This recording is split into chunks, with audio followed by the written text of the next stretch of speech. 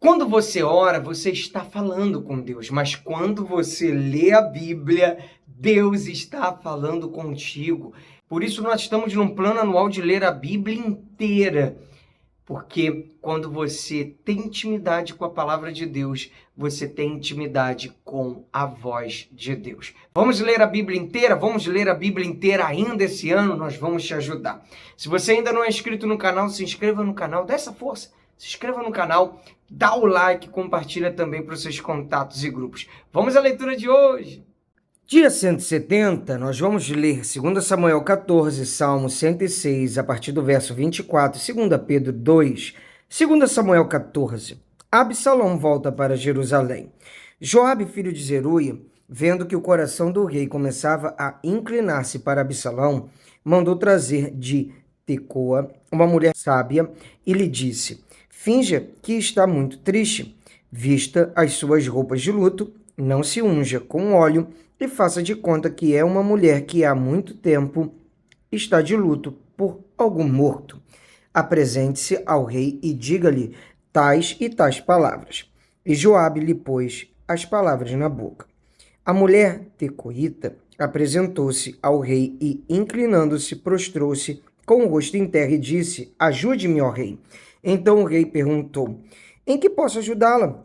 Ela respondeu: ai de mim, sou viúva, o meu marido morreu. Esta sua serva tinha 2 filhos que brigaram entre si no campo. Como não houve quem os apartasse, um deles matou o outro. Eis que toda a parentela se levantou contra esta sua serva e estão dizendo: entregue-nos aquele que matou o seu irmão, para que o matemos em vingança da vida que ele tirou e para que destruamos também o herdeiro. Assim querem apagar a última brasa que me restou, não deixando o meu marido nome nem sobrevivente na terra. O rei disse à mulher: vá para a sua casa, e eu darei ordens a seu respeito. Mas a mulher tecoíta disse ao rei: ó rei, meu senhor, que a culpa caia sobre mim e sobre a casa de meu pai, o rei e o seu trono sejam inocentes.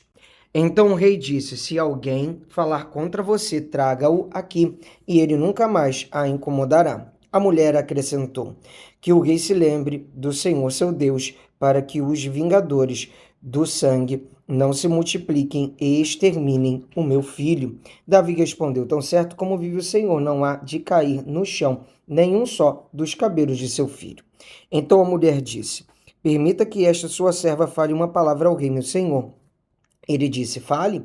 E a mulher prosseguiu: por que o Senhor meu rei imaginou tal coisa contra o povo de Deus?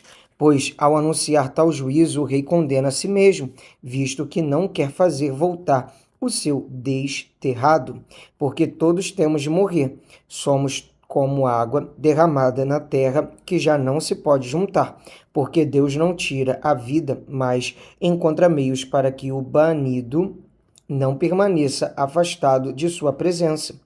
Se vim agora falar esta palavra ao rei, meu senhor, é porque o povo me atemorizou. Porque esta sua serva dizia: vou falar com o rei, porque talvez ele fará segundo a palavra desta sua serva. Porque o rei atenderá para livrar a sua serva da mão do homem que quer destruir tanto a mim como a meu filho da herança de Deus.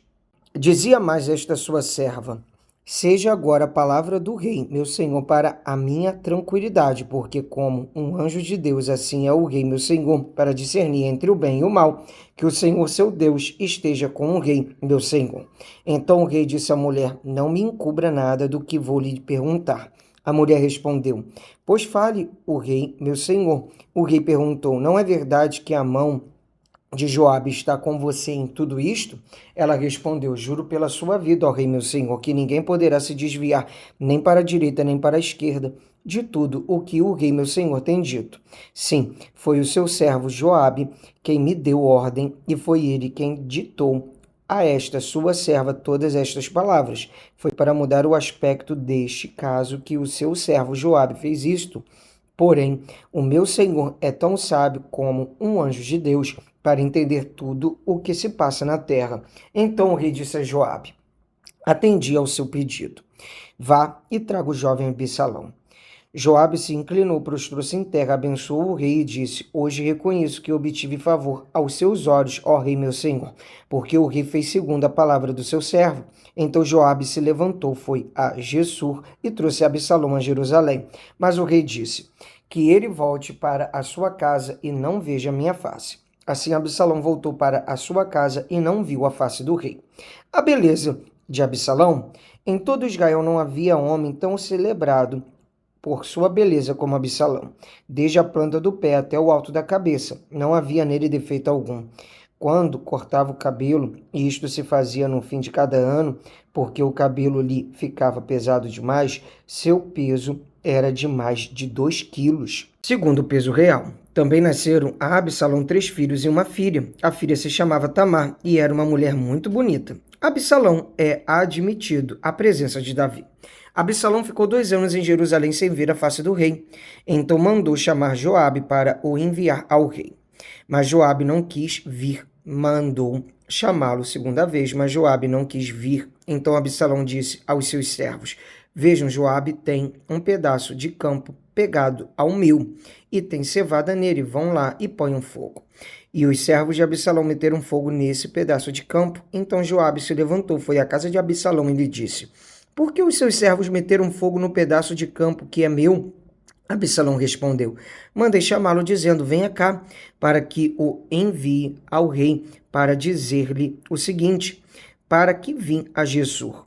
Melhor seria ter ficado lá. Agora quero ver o rei. Se há em mim alguma culpa, que ele me mate. Então Joabe foi ao rei e lhe entregou a mensagem de Absalão. O rei chamou Absalão e este se apresentou diante dele e inclinou-se sobre o rosto em terra. E o rei o beijou. Vamos ler agora Salmo capítulo 106, a partir do verso 24. Também desprezaram a terra aprazível e não deram crédito à palavra de Deus. Pelo contrário, murmuraram em suas tendas e não ouviram a voz do Senhor. Então lhe jurou de mão erguida que os havia de arrasar no deserto e também espalharia entre as nações a sua descendência e os dispersaria por outras terras. Também se juntaram a Baal Peor e comeram os sacrifícios dos ídolos mortos. Assim, com tais ações provocaram a ira do Senhor, e a peste se espalhou entre eles. Então se levantou Finés e executou o juízo, e a peste cessou. Isso lhe foi atribuído como justiça de geração em geração para sempre. Depois provocaram Deus nas águas de Meribá, e por causa deles aconteceu uma desgraça com Moisés, pois foram rebeldes ao Espírito de Deus, e Moisés falou sem refletir. Não exterminaram os povos, como o Senhor lhes havia ordenado. Em vez disso, se mesclaram com as nações e aprenderam os seus costumes, adoraram os seus ídolos, os quais se tornaram armadilhas para eles. Sacrificaram seus filhos e suas filhas aos demônios, derramaram sangue inocente, o sangue de seus filhos e filhas que sacrificaram aos ídolos de Canaã, e a terra foi contaminada com sangue. Assim se contaminaram com as suas obras e se prostituíram nos seus feitos. Por isso acendeu-se a ira do Senhor contra o seu povo, e ele abominou a sua própria herança e os entregou ao poder das nações. Sobre eles dominaram os que os odiavam, também os oprimiram os seus inimigos, sob cujo poder foram subjugados. Muitas vezes os libertou, mas eles o provocaram com os seus planos e na sua iniquidade foram abatidos. Mas Deus olhou para eles quando estavam angustiados e lhes ouviu o clamor. Lembrou-se a favor deles de sua aliança e se compadeceu segundo a multidão de suas misericórdias. Fez também com que deles tivessem compaixão todos os que os levaram cativos. Salva-nos, Senhor, nosso Deus, e congrega-nos dentre as nações, para que demos graças ao teu santo nome e nos gloriemos no teu louvor. Bendito seja o Senhor Deus de Israel, de eternidade a eternidade, e todo o povo diga amém. Aleluia! 2 Pedro 2, os falsos mestres. Assim como surgiram falsos profetas no meio do povo, também haverá falsos mestres entre vocês. Eles introduzirão heresias destruidoras, chegando a renegar o soberano Senhor que os resgatou, trazendo sobre si mesmos repentina destruição, e muitos seguiram as suas práticas libertinas, e por causa deles o caminho da verdade será difamado. Movidos por avareza, eles explorarão vocês com palavras fictícias, mas para eles a condenação decretada há muito tempo não tarda, e a destruição deles não caiu no esquecimento. Pois Deus não poupou anjos quando pecaram, mas lançando-os no inferno, prendeu-os com correntes de escuridão, reservando-os para o juízo. E ele não poupou o mundo antigo, mas preservou Noé, pregador da justiça, e mais 7 pessoas, quando fez vir o dilúvio sobre o mundo de ímpios. E reduzindo às cinzas as cidades de Sodoma e Gomorra, condenou-as à justiça, à ruína completa, tendo-as posto como exemplo do que viria a acontecer com os que vivessem impiamente. Mas livrou o justo Ló, que ficava aflito com a conduta libertina daqueles insubordinados, porque esse homem justo, pelo que via e ouvia ao morar entre eles, atormentava a sua alma justa dia após dia, por causa das obras iníquas que aqueles praticavam. Assim o Senhor sabe livrar da aprovação os piedosos e mantém os injustos sob castigo para o dia do juízo, especialmente aqueles que, segundo a carne, andam em desejos impuros e desprezam qualquer autoridade, atrevidos, arrogantes, não temem difamar os gloriosos seres celestiais, ao passo que anjos, embora maiores em força e poder, não proferem contra essas autoridades sentença difamatória na presença do Senhor. Esses, porém, como animais irracionais, seres guiados pelo instinto e que nascem para serem capturados e mortos, falando mal daquilo que não entendem, na sua destruição também hão de ser destruídos, recebendo injustiça como pagamento. Pela injustiça que praticam, encontram prazer na satisfação de seus desejos libertinos em pleno dia, como manchas e defeitos. Encontram satisfação nas suas próprias mentiras enquanto se banqueteiam com vocês. Eles têm os olhos cheios de adultério e são insaciáveis no pecado. Enganam almas inconstantes e têm o coração exercitado na avareza.